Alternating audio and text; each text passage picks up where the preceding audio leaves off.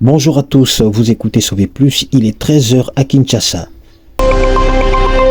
12h GMT, c'est samedi 20 septembre 2025, voici les titres du jour.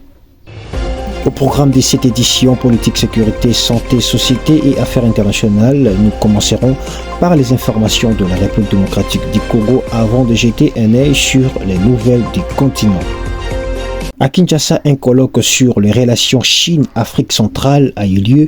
Ce matin, l'ambassadeur de Chine en RDC, Zhao Bin, a rappelé que la Chine reste un partenaire clé pour le développement de la région, notamment dans les infrastructures et la formation de jeunes. Cette rencontre fait suite au sommet FOCAC 2024 et vise à concrétiser les engagements pris envers le pays d'Afrique centrale. Et sur le plan sécuritaire, les forces armées de la RDC ont lancé un appel aux militaires qui se sont ralliés au M23, les invitent à revenir au service de la patrie. Les gouvernements insistent sur la nécessité de préserver l'unité nationale et de mettre fin aux mouvements armés qui continuent de perturber l'est du pays. Concernant la santé, la fièvre hémorragique Ebola progresse dans la province du Kasaï depuis fin août. 71 cas ont été confirmés, dont 28 décès. La vaccination a commencé dans les zones touchées. Avec la distribution de premières doses de stock national, les autorités sanitaires appellent la population à rester vigilante et à signaler tout cas suspect.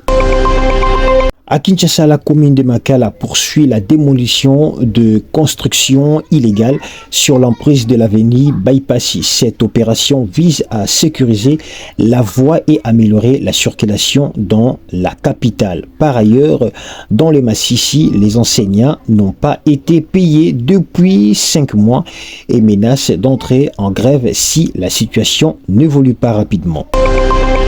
Sur le plan judiciaire, le procès concernant l'ancien président Joseph Kabila continue. La question de sa nationalité figure parmi le point clé des accusations portées contre lui. La Cour a prévu de poursuivre les audiences dans le prochain jour. Pour finir, sur le plan africain et international, le président congolais Félix Tshisekedi est actuellement en visite de travail en Afrique du Sud, en Pretoria, pour renforcer la coopération bilatérale et les projets régionaux.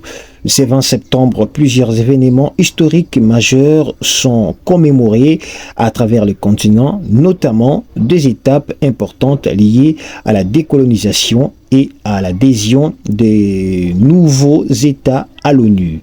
Ces commémorations rappellent l'histoire riche et complexe de notre continent. C'est tout pour le titre de votre journal de 13h sur Sauver Plus. Merci de nous avoir écoutés. Restez connectés pour notre prochaine édition de 19h avec plus des nouvelles nationales et internationales et des analyses approfondies. Je suis Atiano Bameko et vous écoutez Sauver Plus. À très bientôt.